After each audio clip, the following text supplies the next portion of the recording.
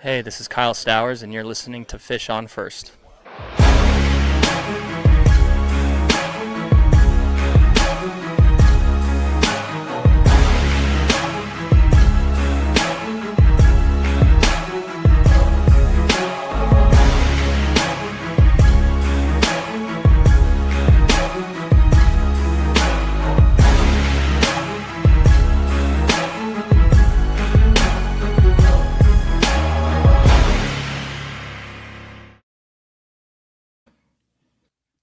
You heard the man. You are listening or watching Fish on First Live, presented by Jet Ski Rentals of South Florida. That recorded just earlier today as first full squad workout of spring training. Always a great milestone for any team.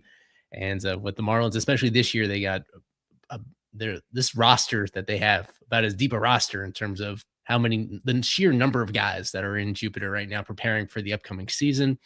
We had Isaac Azud on the scene. We had Alex Carver on the scene and Kevin Burrell as well. He's hopping in and out here. I'm Eli Sussman, the founder of Fish on First, and joined by Jeremiah Geiger as well, our West Coast correspondent, you might say. So as Kevin gets settled in and we before we get into the nitty gritty of everything that we saw at the Jupiter Academy, we'll just call that for the shorthand moving forward.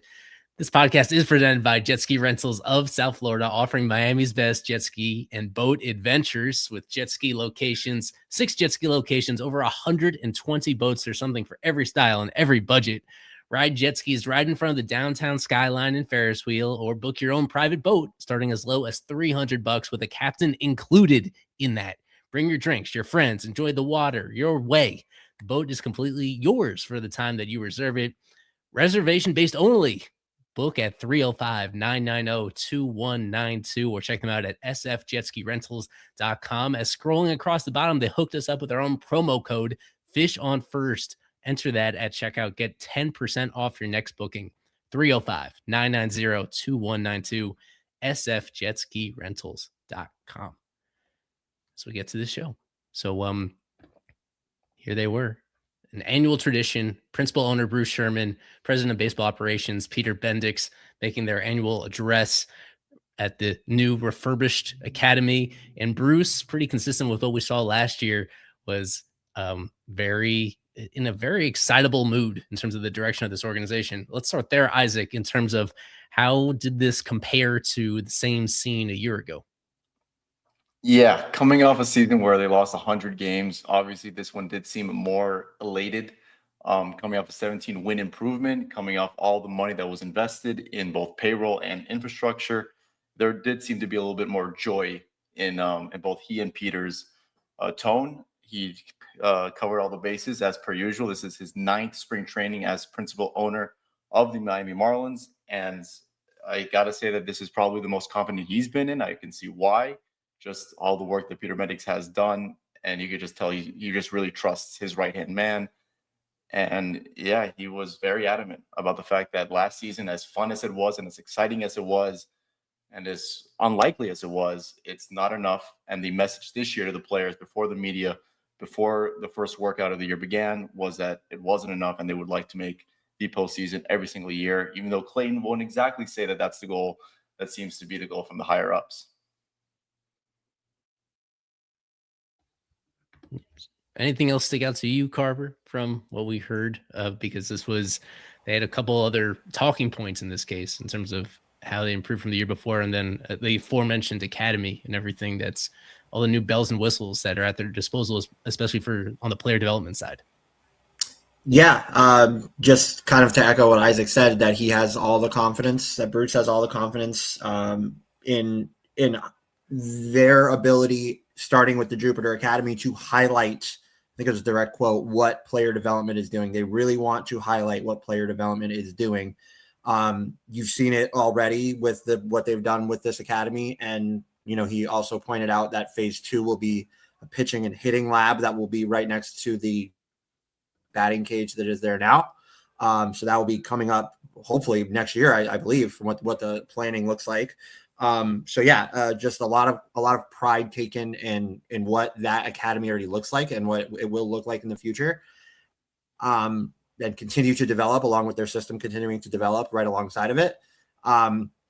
just they're doing it their way. They're not going to do it the way that the Dodgers do it. They're not going to do it the way that these big money teams do it. They're going to do it the way that they have been doing it for years. They took another step forward last year to start to win, and I think this year looks even better, just from what they have on the major league side of things and the prospects that are close. So I don't blame them for being confident. Of course, confidence only goes so far, and you have to get on the field and actually do it.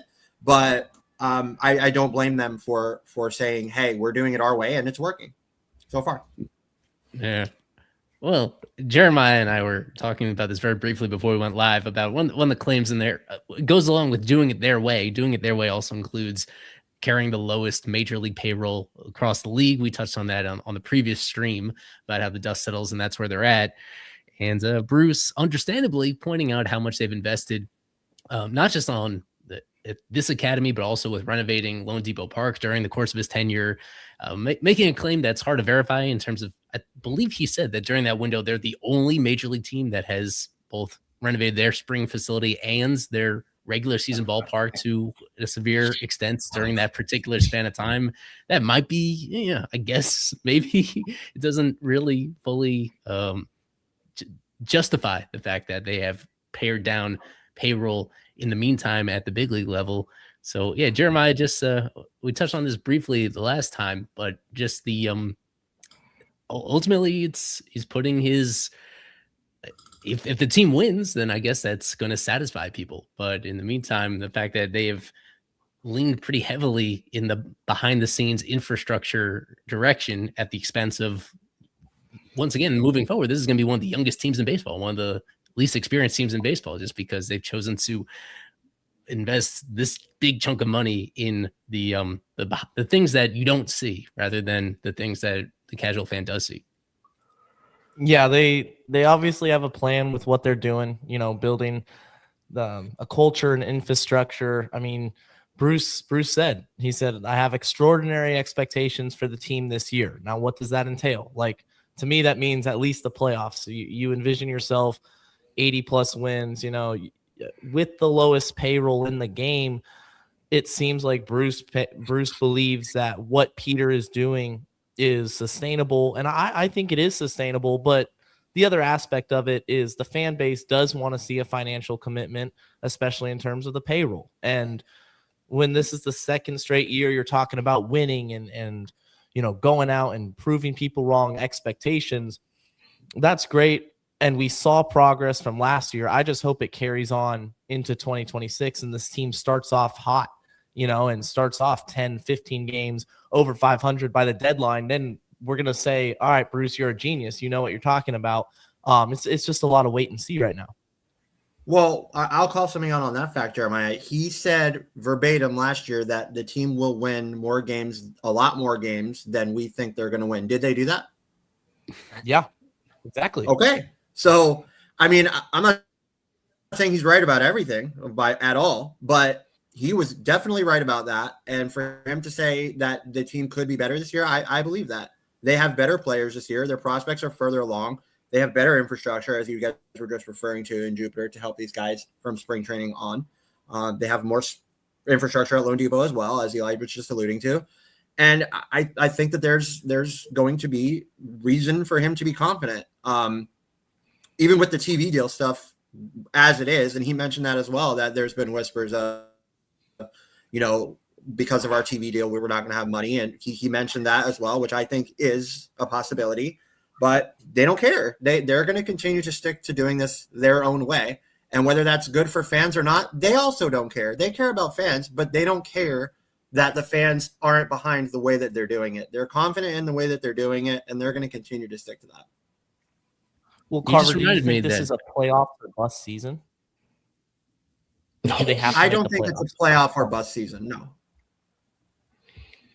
I don't necessarily think so either, but his comments kind of indicate he's expecting the playoffs, and him and Peter are expecting. He said nothing along the lines of we expect to make the playoffs. So I don't know how that. No, but extraordinary comes out. Expectations. Extraordinary expectations doesn't mean the team's going to make the playoffs. Well, it's not that. It'll be nice if the team.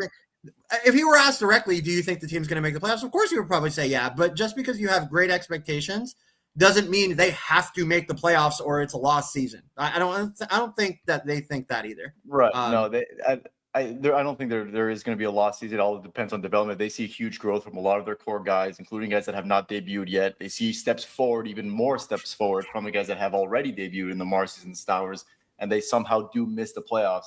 You're right. It won't be a lost season, not playoff or bust. However, when you do say things like extraordinary expectations, that does somewhat imply that you do need to be playing in October, particularly when you were in the postseason race up until the last week of the season last year.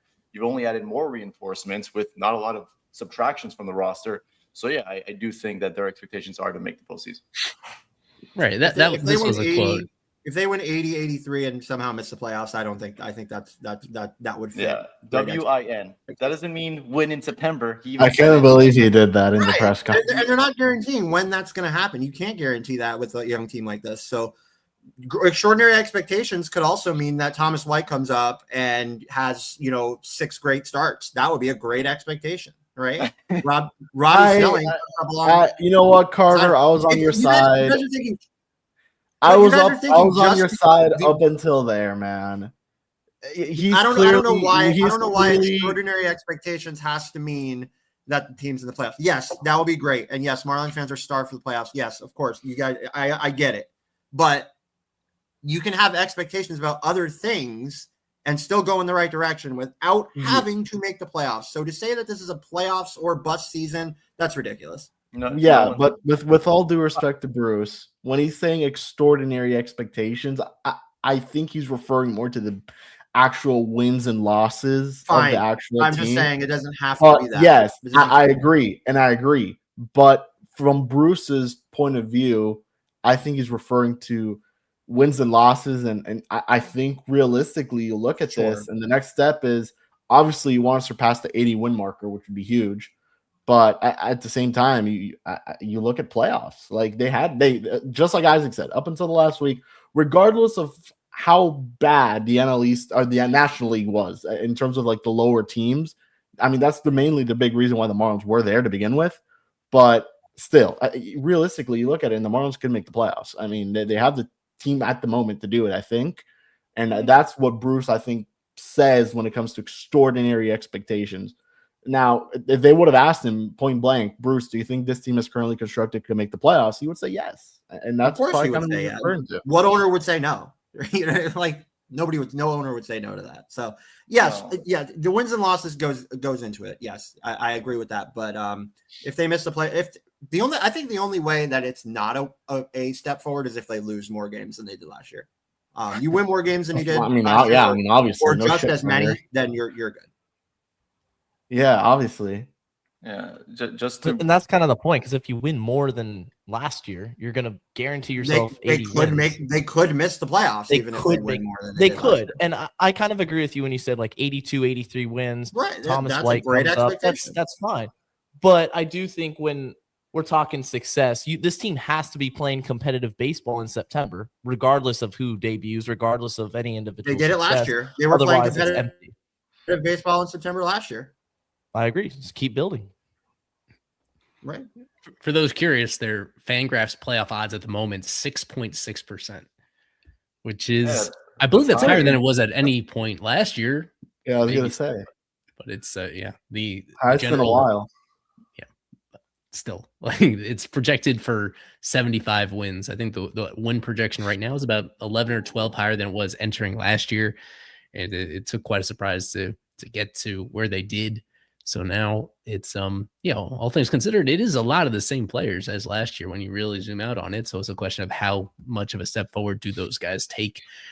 We should get to Mr. Kyle Stowers. I think among all the new players that reported today, Kevin, that he was the one that's easiest to focus on. A lot of players reported early on the position player side due to that happens every year with the Marlins in particular.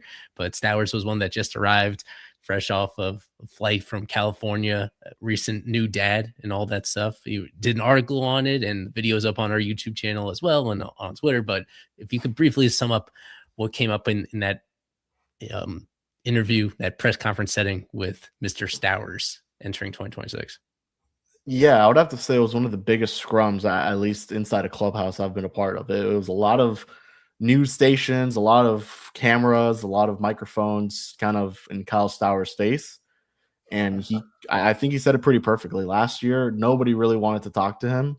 So there really wasn't a crowd of people. But this time around, last year, I mean, now 1 year later, around this time again, I mean, look at the difference. 25 homer season, all-star, Silver Slugger finalist. I mean, you couldn't have asked for a better year for Kyle Stowers. I think one of the more interesting things was the fact that he did address the contract extension talks. He said that there's never a $100 million offer out there that they offered the Marlins. The Marlins never offered him anything, and there's no offer turned down. So it seems like it was pretty preliminary conversations that really didn't go anywhere. But he made it clear that he would love to stay in Miami. He understands that he has 4 years of control remaining, but he even said, I think it was like he was pretty bummed that they weren't able to work something out, but he would love to do it. And regarding his role, that I don't know really where he's going to go from here. I mean, he could play both outfield spots. I would assume he starts in left, and then he goes to right. He was in left field today during defensive drills and all that stuff. So for what it's worth, it was, I think, Marcy took some reps in right, and as well as Harry Berto. So and then Isturi took some reps in center along with Marcy. So they kind of moved them around little by little. They're going to have them try to play all three spots. But yeah, Stowers had a great season, and he's going to just try to build off on that. If today was any indication, they had Casey playing predominantly Casey wasn't right. Casey wasn't right. Yeah. Casey and right. And it looks like they're going to be grooming Stowers to be left fielder every single day. I know Eli mentioned it to us that we would like some clarity on just exactly how every day Stowers is going to be played. I don't know if he's going to get starts against every single left-handed pitcher.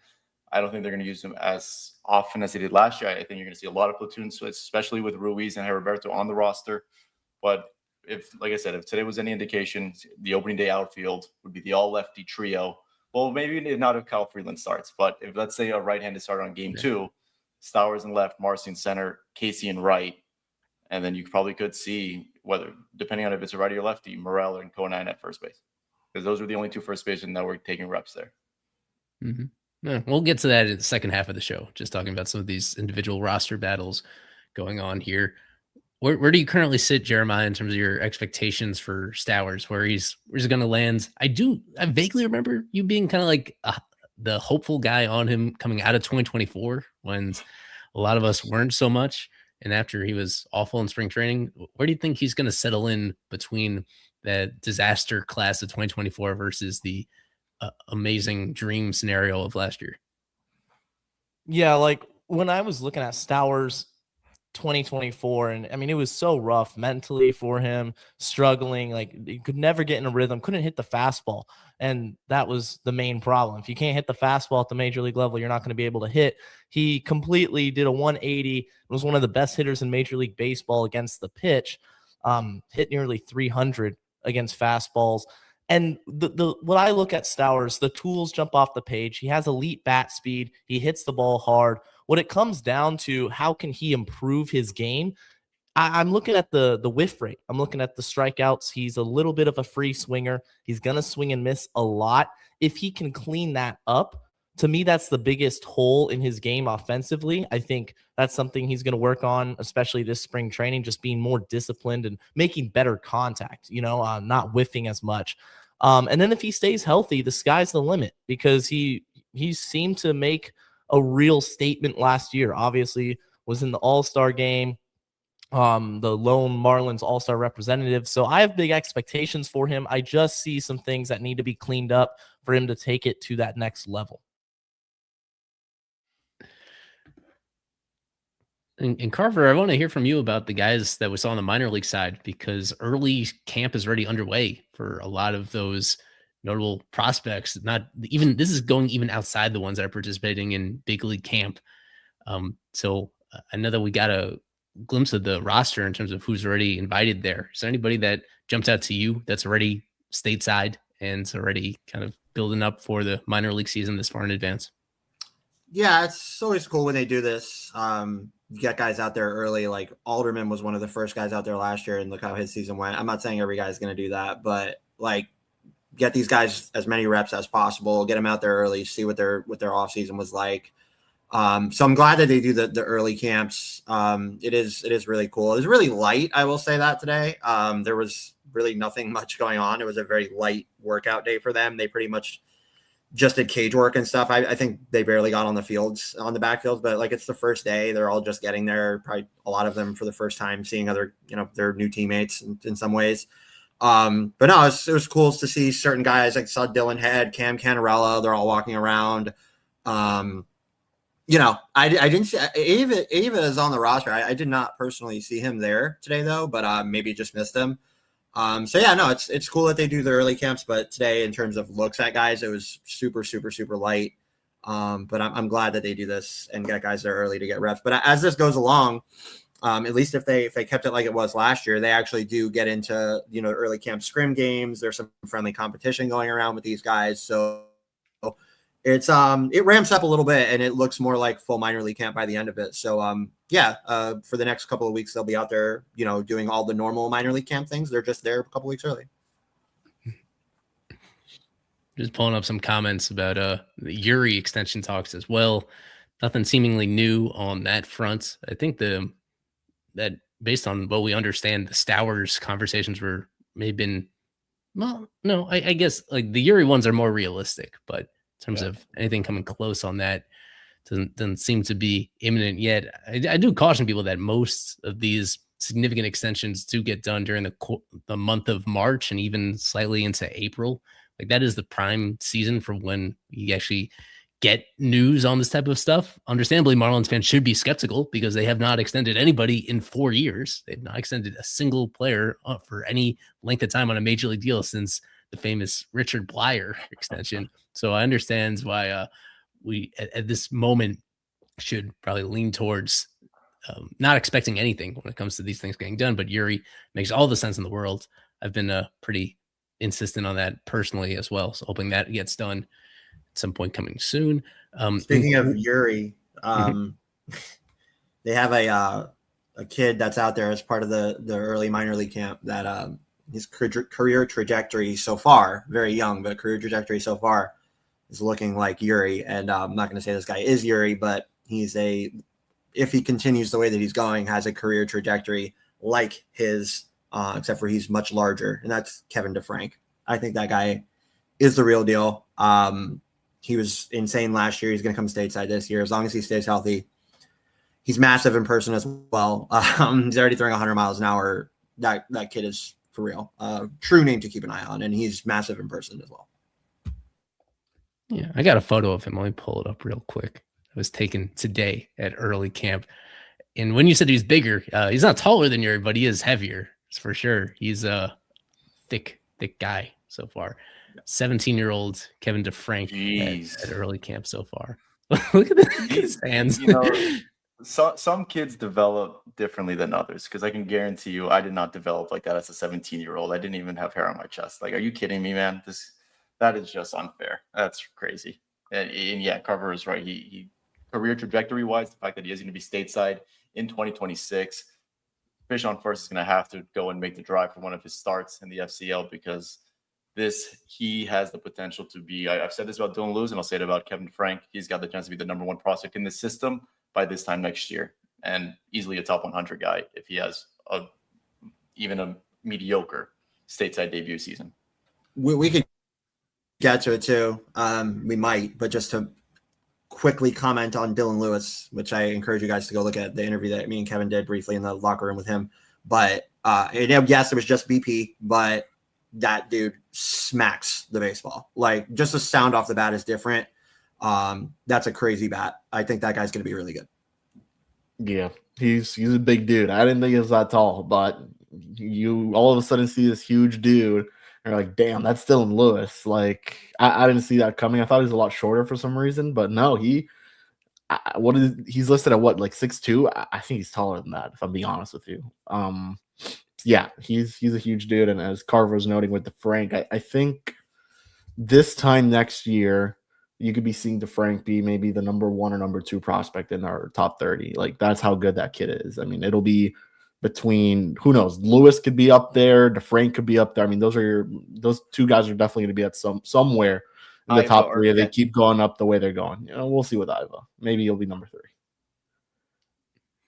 Well, he'll move up just because so many of the guys near the top are about Exactly. to graduate anyway from eligibility, we assume, over the course of this upcoming season.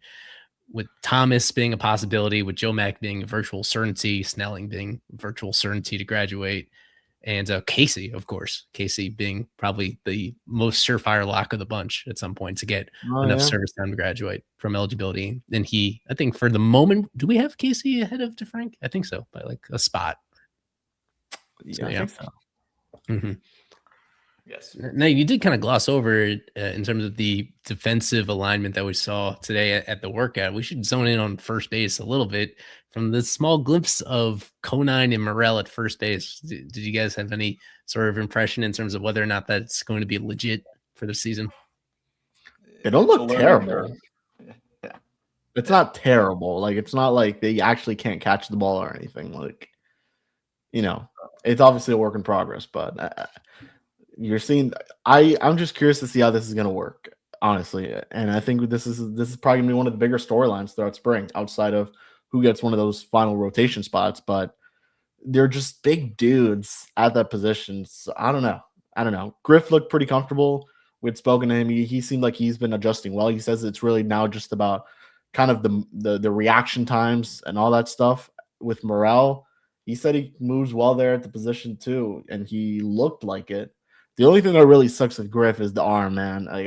It sucks that he won't be in the outfield because he has a great arm and good strength out there, and he could really be a huge help out there. But he did not take any outfield reps today, from what I saw. It was only first base, and I wouldn't be shocked if that's the case for at least the first week or two. But he said he was working on that as before the full squad report date. He reported early to Jupiter, so curious to see what that ends up looking like. I'm curious to see just how soon he gets in the game action there at the position. I mean, they have the first game on Saturday.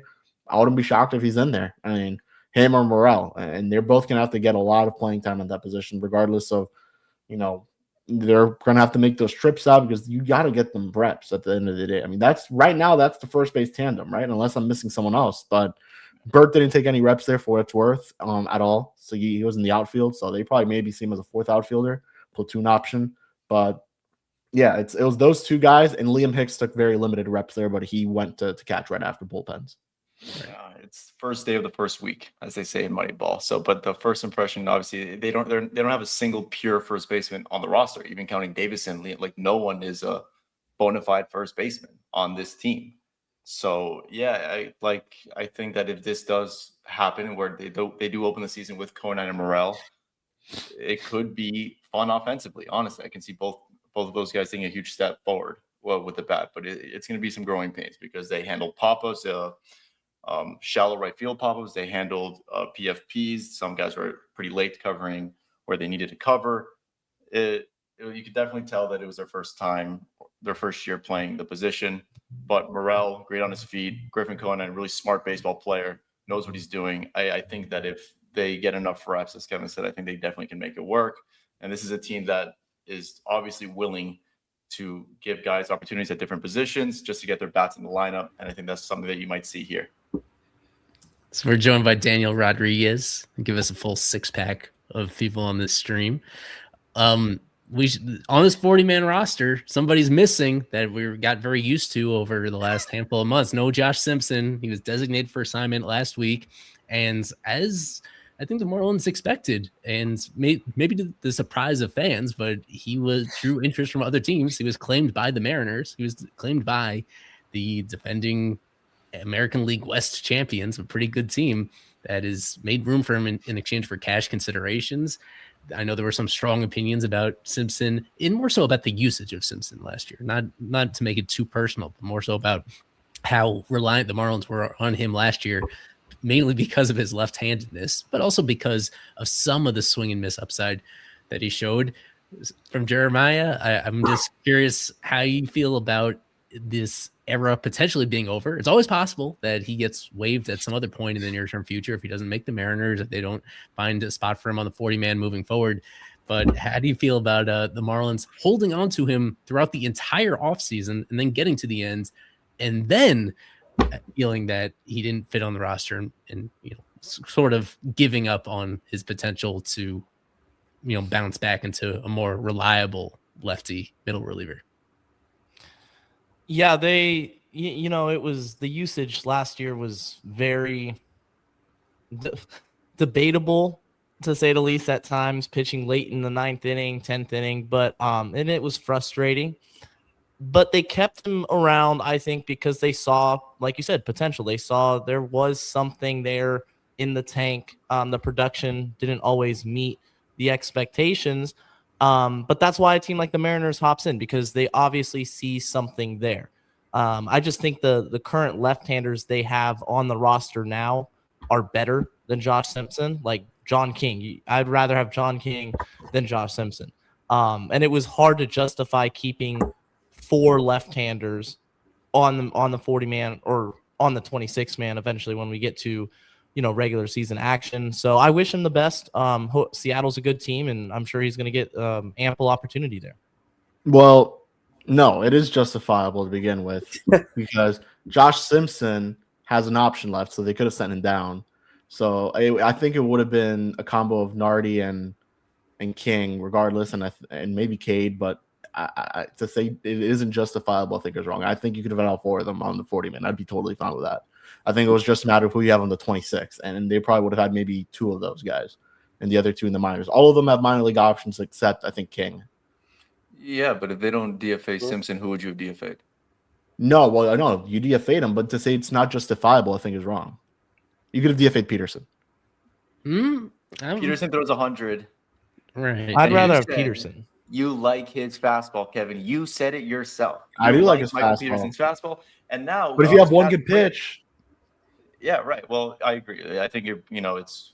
If it's solely for the fastball, then correct. Yeah, I'm not going to say it's Sophie's choice because whatever. But I'm just saying that instead, I think you could be comfortable with now you have King, who's an established left-handed major league reliever, and hopefully Nardi is healthy and hopefully he can contribute. And then you have Cade Gibson as well. They're not going to really be depending on too many lefties. They're obviously shown last year they were fine with having only 1 on the roster. At some points, I think they had 0.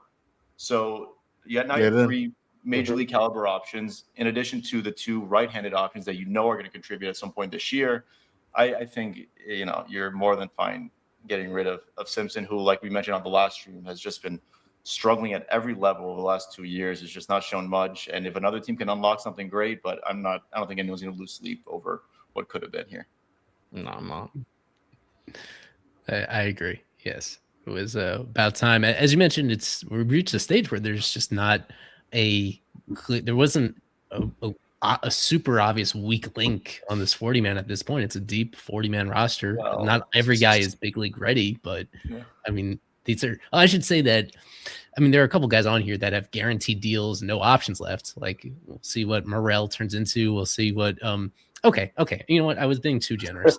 They went out of their way to get Garrett Atkin and Brady Blaylock, and we don't know if they're really going to turn into much of anything. Like, I think it could have been justifiable to squeeze one of them off as well. It didn't need to be Simpson in this case. It's really on this pitching side where they're rolling the dice on some guys. But the ones with other organizations, I guess it's easier to be patient. Whereas with Simpson, he's been in the Marlins organization the entire time throughout his career since 2019 overall. He was on a nice trajectory in terms of a potential swing and miss reliever early on. As Isaac kind of alluded to, the last couple of years is when it hasn't gone back on track, and that came directly after going through an elbow procedure in early 2024. So I think that played a role in terms of kind of pushing him off that trajectory that he was previously on. That looked kind of intriguing. As I consider today really the clearest end date for the offseason, which is why I have all the offseason acquisitions highlighted. It's 20% of the 40-man roster from outside the org, 5 pitchers, 3 hitters. The biggest profile ones, I think everybody would agree, would be Fairbanks and Casey. Casey because of his prospect pedigree and long-term potential, and Fairbanks because of how much he could make a difference this one particular year. All these other guys taking flyers, mostly on ones that are coming off of down years or have very minimal big league experience. And overall, this is not a whole lot of turnover compared to the typical team. I'll bring Daniel in here on this. That overall, Daniel, as we zoom out, this is a lot of the same dudes as 2025 for this team. Kind of just they've shed a couple key starting pitchers, but yeah, all things considered, there's like a decent amount of whatever good vibes and clubhouse culture was working last year, and the way that those pieces fit together. Overall, they're kind of just counting on a lot of these guys taking another step forward this year. Mm-hmm. Yeah, they're counting on these guys that we saw maybe limited last year and seeing how they do in a full season. A guy like Jacob Marcy and how well he performed in his part of the season last year, to see how he does with a full season of action. This is a guy that he could potentially be in the long-term plans for the Marlins. You have a guy also, Javier Sanoa. How is he going to do coming off a Gold Glove season? Again, that's a guy that could fit in multiple positions, but they have just so many young players, especially on the hitting side of the ball, where I feel like Peter Bendix and everyone in the player development front office is just looking at these guys to see how they can fit them in their long-term plans. You look at the outfield, it seems so crowded, especially now with Owen Casey. You have Griff, who knows where he's going to be at. And just, Marcy, you have Christopher Morel. Where are they even going to plug him at? It just seems like the outfield has become really not clouded, but very compact, or not compact, excuse me, very crowded in terms of how they're going to have. But I've really liked what they've done so far, especially coming into this season, to see where everyone's going to fit and where they're going to plug and play everyone. But compared to the last couple years, I think this is going to be very good for the Marlins, and just really seeing where guys have come off from last season to where they're going to be now. I'm sorry, That Mr. comment Beasley. better be a joke. You cannot make that argument that Snow is the best player. You can make that he's the best. He's somewhat a player. indispensable. He's somewhat indispensable because of how many positions. Is he untouchable? Not untouchable, but yeah, that would be the roster alignment would have to be shaken up quite a bit if he wasn't available or missed any time last year. And this is a pretty popular opinion. We had Sean go deeper on this on the website on Friday about how Otto has already a pretty solid everyday player, but the upside he has if he gets just more hits on balls in play and to go along with everything else that he provides, yeah, he's going to be looking at a very big year as well. Now, I understand this. I know Snoha is popular, but in terms of actually being a stud, a little bit below the stud tier, all due respect. Way below.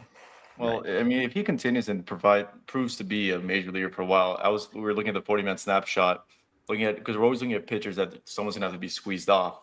On the position player side, I would bet my bottom dollar, no disrespect, that Cerna is the next one squeezed off whenever they do acquire another position player. Oh yeah, easily. I asked around a little bit about certain guys, and Cerna, just the consensus is that there's just not a lot of upside there, and I think he's the one guy of everyone on the over your ears, Eli.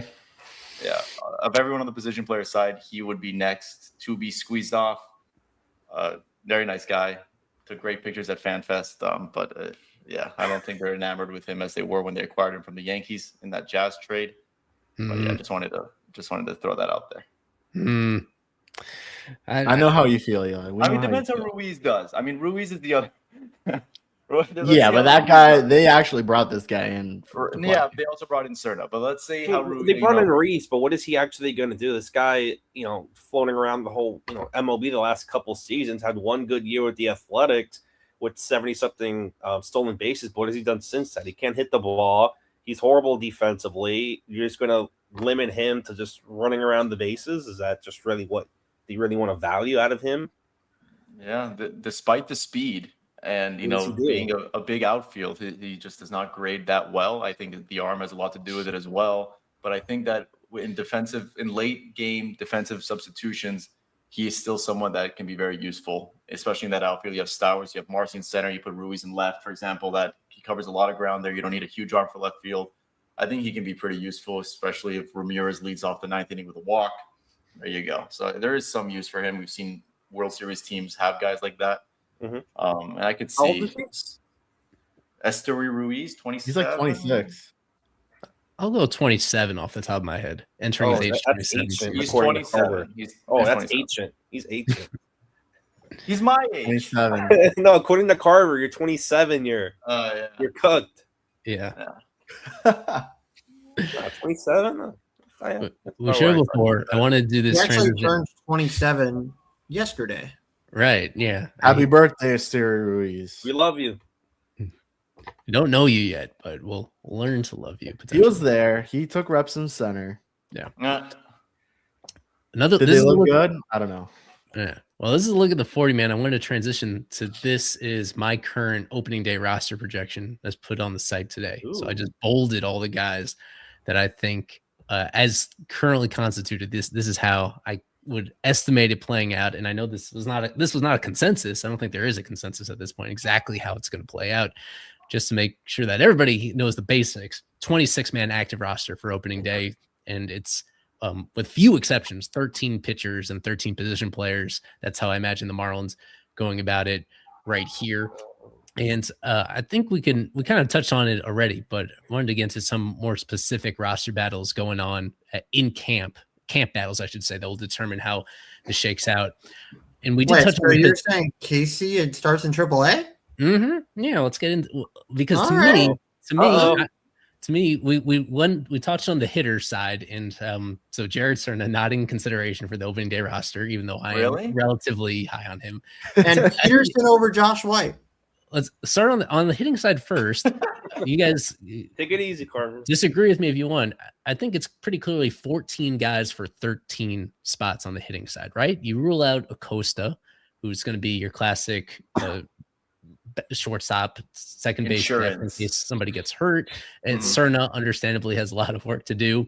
We think that Joe Mack, it's a question of how long the leash is on Augustine as a catcher. That Mack will be up very early in the year once there's an opportunity for it, but they're not going to force him on the opening day roster. And then Davison, some encouraging signs over the winter, but still somebody that has to, coming off the year that he had at AAA last year, they're going to want to see something from him moving forward. So then it comes down to the rest of these guys. We kind of up 14 guys, 13 spots. I don't think any of the NRIs on the position player side are going to make a serious push because of the injury. So the way that I was like diving into it, I went into it leaning towards Casey making it at some standpoint. He has nothing left to prove at AAA. He's spent the better part of 2 years down there. And of course, the Marlins valued him very highly, making him the centerpiece of that Edward Cabrera trade. Gotta be on it. To me, I think his status is a lot related to Conine and the fact that like Conine was a guy that early on last year, he was going to be close to an everyday corner outfielder for this team. He has begun that transition to first base. But even if Casey is one of the 13 best position players on this roster, where is this playing time going to come from as things are currently situated? Unless Conine is a full-time first baseman and all of a sudden there's this big void in right field. But to me, like at this juncture, that seems a pretty bold proclamation to make. So I'm like going through the thought exercise and wondering who else could be like, how is this going to make sense for Casey in terms of being able to play regularly? And I started looking at somebody like Connor Norby and the fact that like there's a certain number of at bats that Norby is going to eat up at various positions right now. And that he's kind of out of place on this roster as it is. Maybe that's a guy that could go down to make room for Casey somewhere. But to me, like, it just seems like an awkward fit as currently constituted that in my minds, I envision Marlins waiting for this is how it almost always goes. They're either going to wait for an injury or they're going to wait for somebody to fail, and they're going to wait for somebody that just can't hit. And Casey is going to be the next guy up. But yes, that's my most controversial pick. So I'm curious about if you guys clearly, at least a couple of you probably feel differently. How is it that you think that Casey would fit into this picture right now? Conine's not blocking Casey. That's just plain and simple. Conine's not going to block Casey. So they're similar players, but the tools are much louder for Owen Casey. He's nothing left to prove in AAA, as you alluded to. It would be absolutely cruel to send him to AAA. It would suck for Conine to have to go down, and I don't think they'll send him down. I think that he will be a first baseman and a DH, but mostly a first baseman. And I think that's fine. You do waste a little bit of his arm. He does have a really good arm, and his routes actually aren't bad in the outfield. So he can actually slot in as an outfielder if you need him to on a day off or whatever it may be. But from what I hear you saying, Eli, it's that you have to put Conine on and not Casey.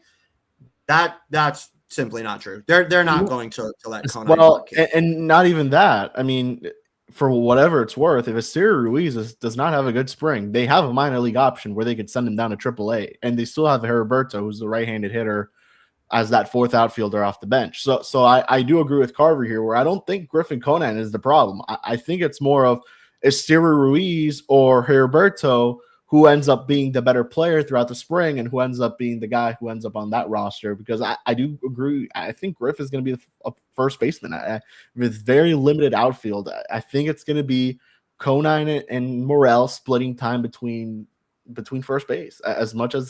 As bad as that could be in terms of defense, I think they're willing to sacrifice some defense to gain something offensively. And as much as I do think I could see a role for Ruiz, there just isn't a spot for him. And I don't see a world right now where they send down Norby. Norby would have to be atrocious in spring training for them to send it down. And then again, we saw what happened with Stowers, and they still put him on the opening day roster. So I don't know. I think Ruiz would be the odd man out in this case.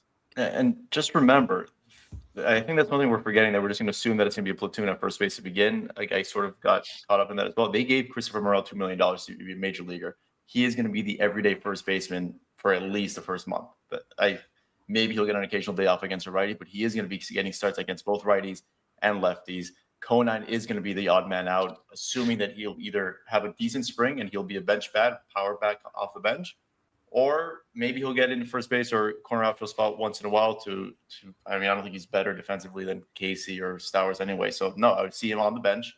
Ruiz on the team as well. And I just think Morel is the everyday guy at first base. I've asked, and I think there's no way that Casey does not make the opening day roster unless he has an atrocious spring. But then again, Griffin Konine has just as big a chance to really flounder offensively. We're forgetting, as great as he was in that little cup of coffee last year, there's a lot of flaws in that profile. And maybe got lucky. He did come back at the end of the year, hit a big home run in Philadelphia, struggled the rest of the way. And I think they're hoping he can really turn it around and make himself a bona fide major leaguer. But I think Christopher Morel's the first baseman and Owen Casey's the right fielder. You can mark my words. I would agree that Ruiz is on the team. I mean, the only reason that you brought him here is because you need a right and a hitting outfielder, right? So, and he plays other positions. So I think that he is also on the team. And Casey is definitely on the team. So Konine, I would hope, is on the team. I don't think he has anything left to prove in AAA either. But yeah, Morel is going to play. I agree with Isaac. They don't invest money to sit players on a bench. So he's going to play probably a lot of games. But Konine's going to be in there. I think you'll see him. I think he will be on the team. But there's no possible way that he's playing meaningful games over Owen Casey. That will not happen, in my opinion. Yeah, They made the trade. They made the trade to get. They made that trade for Casey to play at the major league level. I just don't see a world where he starts in AAA unless, obviously, he's injured and he has to go play rehab games. But he's gonna be on the major league team. He'll be the starting right fielder on March 27th against the Rockies. He's MLB ready. I can see a world where we're just wrong and they demote him the day before, and Eli's going to replay this clip on the opening day stream. That's the prediction for tonight. Right. Yeah, the last word I'll say on this, we did touch on Ruiz. I do want to hammer home with a very specific thing that he brings to the table, which is going to be, especially with his legs, this former American League stolen base champion. Well, I think he set the record, the American League rookie stolen base record, yada, yada, yada. The fact that they have, that's a Derek Hill sort of thing that they had last year, except this is even more extreme version, where this is a guy that he's the last guy on the bench. He doesn't really need to start very often, if at all, but he still fills this very niche role in terms of giving them more base running in these high leverage moments where somebody else gets on base for him, and then he steals second, he steals third, and that ultimately makes the difference in the game. I don't think there's any question that Casey is, like, in a vacuum, the bigger asset for this team and the one that is maybe more deserving of being a big leaguer right now. It's just that if Casey makes the team, I don't know. I think you move these things around. It's harder to see how people get all the plate appearances that they're supposed to get in that combination. Like, somebody is going to have to get a lot less playing time than they'd like to. And if he does well enough this spring to make it clear that he deserves to be pretty much an everyday player, then that solves it. Again, this is a really close call for me deciding one way or the other. But to me, I felt that Ruiz has this very clear niche on this team where he's a low maintenance roster spot, but yet still because he just doesn't. You don't need to. You're not counting on anything from his bat, but yet still has value because of his right-handedness and most importantly because of the speed and the ability to at least fake it in center field.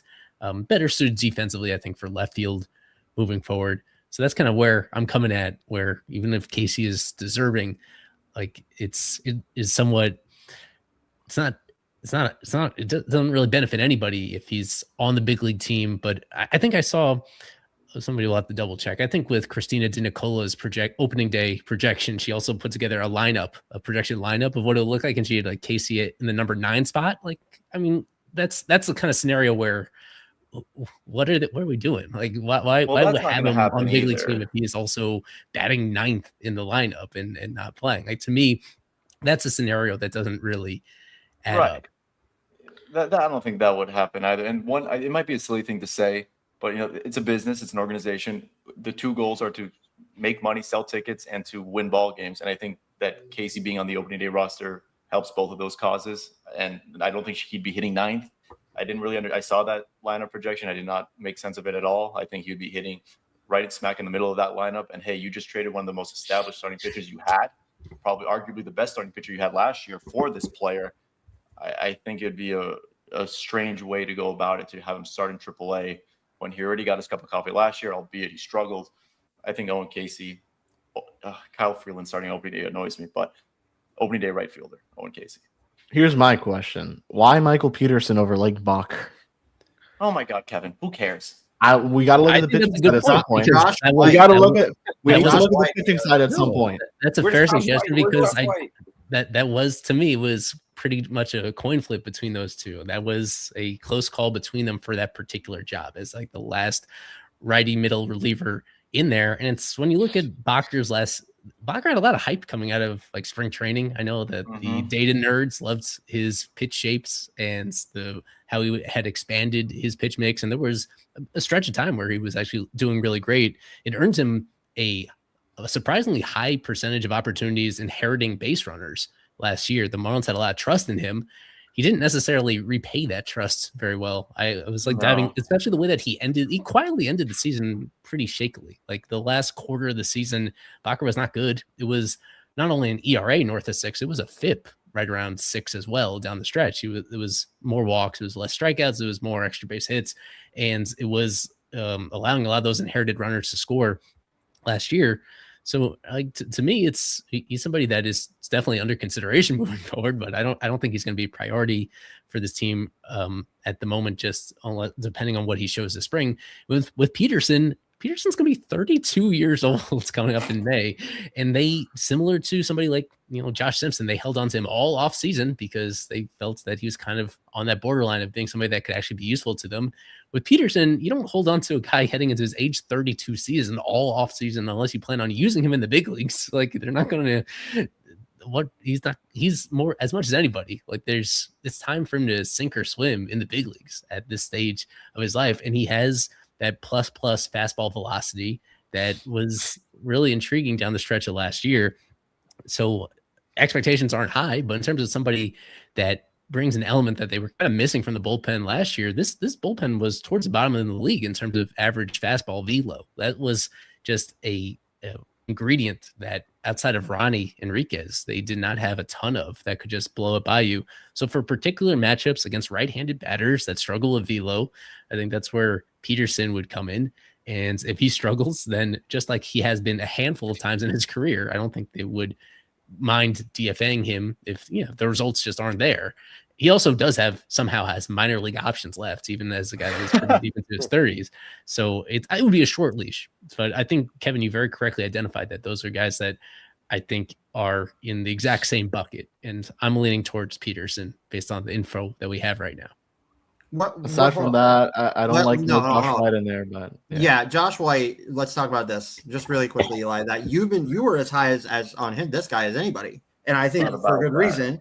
Where a guy strikes out 40% of the players that he faced last year, 41% of the players that he faced last year, and had a 1.65 FIP, and they protected him from the Rule 5 draft because they believe in him and wanted to add him to the 40-man roster. Yeah. Why can't he make it? I think he has more of a spot than Peterson, in my opinion. Being younger, having nothing left to prove in the minors, that player, if he has a good spring, should be on the team. I'm looking at track record there. I think people got carried away a little bit just in terms of the likelihood that any player with no big league experience makes the opening day roster. Even with relievers, it doesn't happen very often. Kevin knows this. The last Marlins reliever to make a big opening day roster without any major league experience. Who was it with the Marlins 5 years ago? Damn it. I forgot. Oh, Zach Pop. Zach Pop. Now, Zach Pop had Rule 5 draft restrictions that year. I don't think people realize that. Yes, he had to make the roster. To me, the drought even goes a lot further back than that. It just doesn't happen very often, even with White's performance being so undeniably dominant last season. I'm a huge believer in him. I think he's going to spend the majority of 2026 at the big league level. But for opening day, it just, no matter what your position is, it's not even about service time, really. But and that's kind of why the barrier to getting in is lower for a reliever than other guys, because most relievers don't make it all the way through their arbitration years anyway. Most teams are not going to be too nitpicky about service time when it comes to that. It's a possibility. He's in contention, but ultimately, I think I'm going to err on the side of the guys that are where it's more time sensitive to find out what they have in them. Again, I go to the Michael Peterson guy in his 30s. It's time to find out what they have in him. And if he's still the same guy that he's been the previous couple of years when he's been hopping on the waiver wire, then obviously he's not going to block Josh White. That's the easiest way to put it. Like Josh, nobody is getting in the way of White, like totally grabbing a spot by the balls if he does what he's capable of doing this spring. And to your credit, I think everything you just said is a great reason for the Marlins to, at the minor league level, what Rachel and Gabe have talked about is if you're ready, you're going to get your chance. And I think that past history that you just said about relievers not making the opening day roster is a great statement to make. If you deserve it, you're going to get your shot. That would be an awesome thing to see Josh White make this team. I hope he does. And I think that he definitely has the capability to do so because he was really good last year. He's looked good so far the couple of times that I've seen him throw. He picked up a strikeout today in pitch design. So I'm stoked for that player. I think that he's going to be good. I do agree. I think he does. I think Josh White should make this opening day roster. But to Eli's defense, this is a guy who not only lasted the entire offseason on the 40-man roster, they had many opportunities to DFA this guy. But on top of that, they reacquired him during the season. Like, this is a guy who they had in 2024. Many forgot. Got DFA'd, got claimed off waivers. They probably would have liked to keep him, and they reacquired it. Like, they traded for this dude technically for cash consideration. So they see something in this guy that outside of that fastball that no one else is seeing right now. So may as well try it. See what you got. He's there. They could have DFA'd him the other day for Zach, for whatever his name is, Josh King or whatever his name is. Like, they could have done that, or John King. I'm sorry, but. Yeah, I don't know. I just think that they've held this to this guy for so long that there's something that they're seeing in him that we aren't. But the last thing I needed to say is the fact that we're having these conversations about a 40-man roster projection, whatever it is. Yeah. The fact that we're having these conversations shows you how far along this 40-man roster has gone, because last year, we would have known exactly what this opening day roster would have looked like. It would have been a very easy thing to do. This time around, it's much tougher. It's a lot more decisions. I mean, and it's even tougher now to see who they're going to DFA outside of Jared Cerna.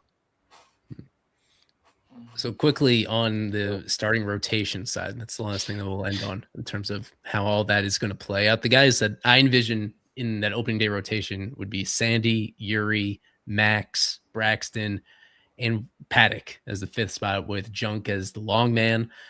That's the way I see it. Partly, and it's no fault of Junk. Like, Junk was very, very good last year, especially the underlying numbers, even more so than the run prevention. His command was otherworldly, and I think if he somehow demonstrates that same true elite commands, then they may have no choice but to have him open up in the rotation. The thing is, with both Braxton and Max, not very much reliever experience at all in terms of putting together a roster that kind of complements each other. At least we've seen Junk at the big league level in a multi-inning relief role, and he's done very well right there. So then the guy that's not listed here because he's not on the 40 man yet is Robbie Snelling. I mean, Jeremiah, let's talk about Snelling just a little bit in terms of he's still just 22 years old, but his performance at AAA was mind blowing the second half of the year. So, yeah, what do we think that the timing of his call up is going to be? Do you think he has a chance to crack the opening day roster when, because it's thinned out compared to what it was just a month ago? Those recent trades gave him fewer bodies to work through, but, still a handful of guys, in my opinion, that have more experience that would probably have the upper hand on him just because of that. Well, they paid Paddock $4 million. He's going to be guaranteed a rotation spot. So that kind of cancels out either Cabrera or Weathers, whichever way you look at it. So it's really just one spot. Braxton coming off of injury, to me, if he performs well in spring training, I'd like to see him get a rotation spot back. With Robbie, I want to see him up. I wanted to see him get called up at the end of last year. I thought he was major league ready. I think he's going to be a really good pitcher. There is a service time manipulation aspect to it, which, of course, remember a couple years ago with Max Meyer at the time, he made that start against Atlanta. I think he struck out 7 or 8, looked really good, immediately sent back down. So it wouldn't shock me if Snelling started off in AAA. For me, I think Junk should get a rotation spot just because of how he limited free passes, and that's really important to the organization, and he's really good at it. He doesn't walk anyone. I'm also personally, I favor Junk over Max Meyer. I know you said Meyer doesn't have relievers experience. Well, maybe this is the year that they start experimenting with that, because I just don't see it. I don't see Max Meyer as a long-term fixture in the rotation at all.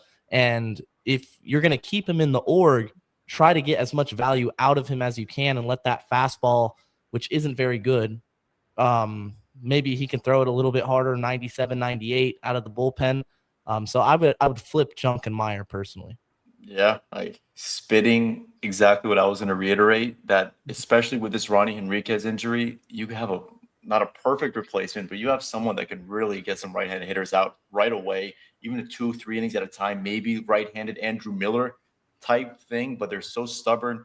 Jeremiah said it, the fastball stinks, the changeup stinks, the slider is great. When you throw it 60% of the time, it's not going to be that elite. There's no reason that he shouldn't be in the bullpen, especially if you're going to push Junk into the bullpen.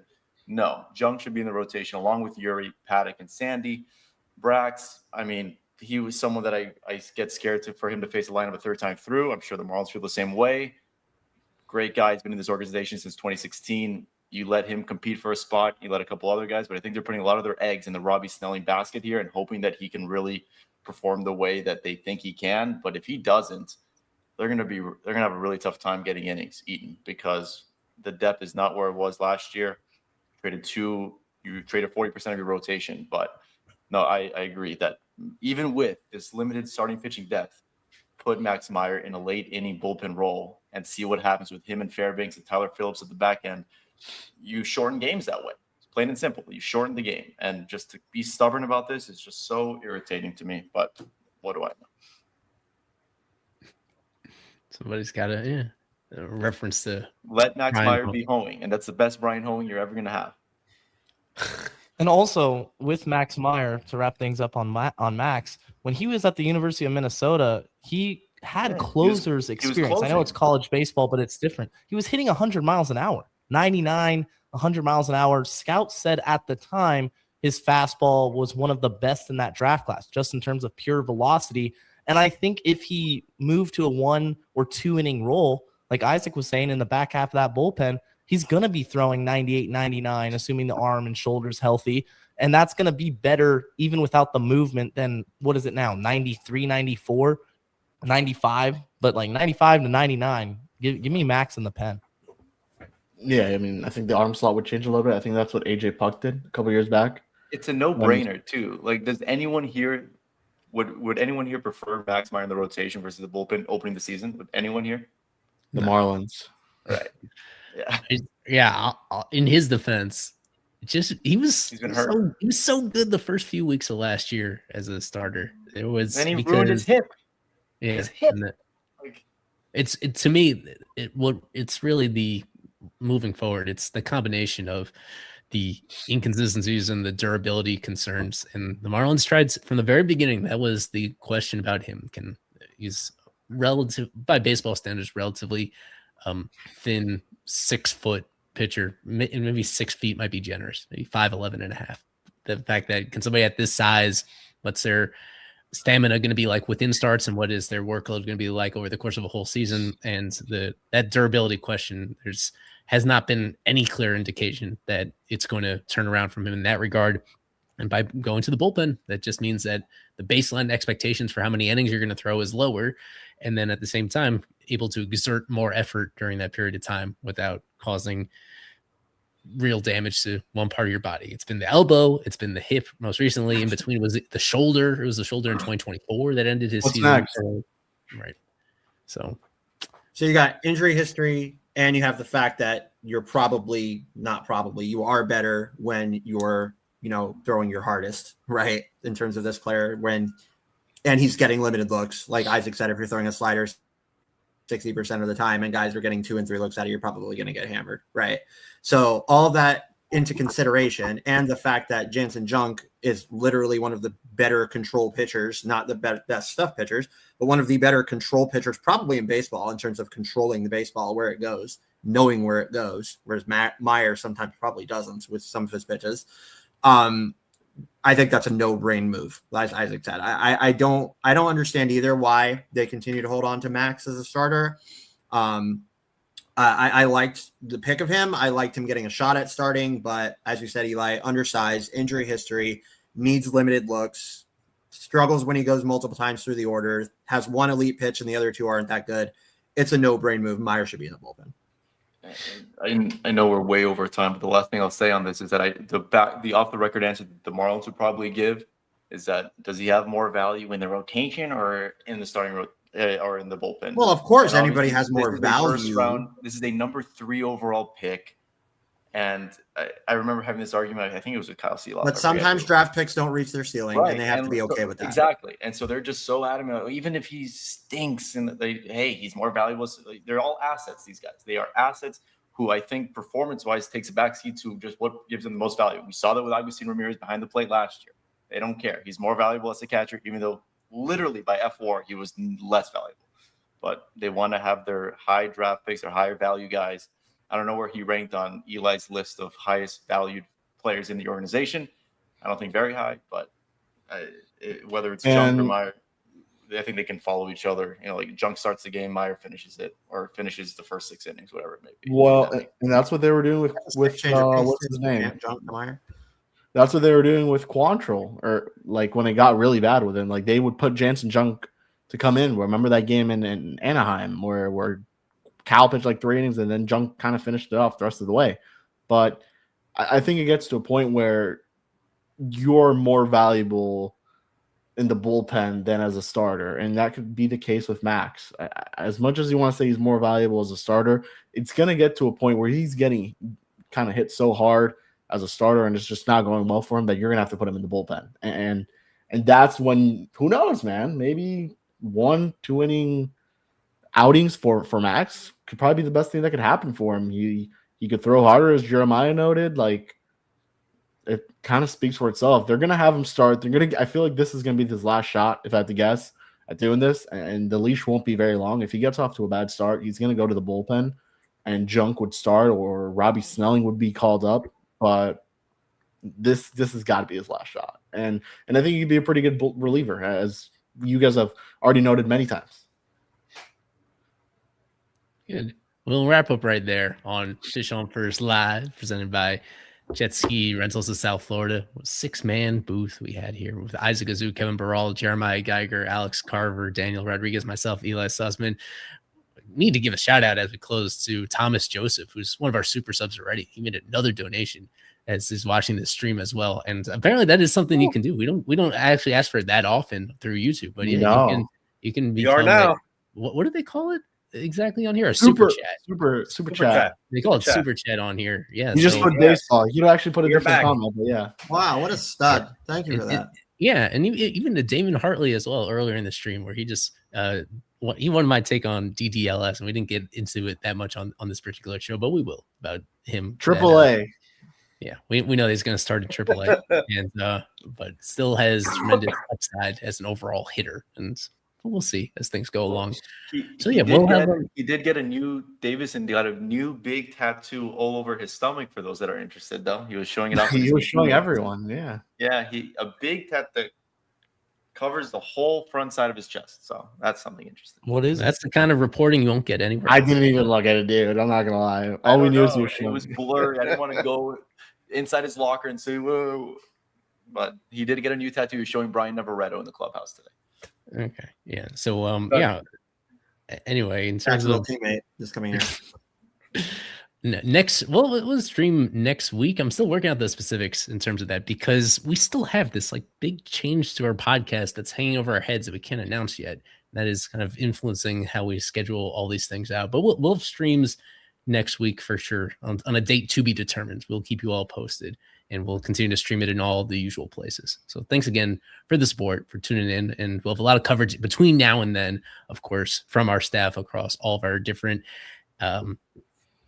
outlets, all our different whatever you want to call it, across the main site and all of our different platforms as well. Because next time we stream, there'll be real spring training games to discuss. That's a bit of an oxymoron, but you get the point. There'll be actual spring training to get into this weekend. So thanks again for tuning in. As always, go fish.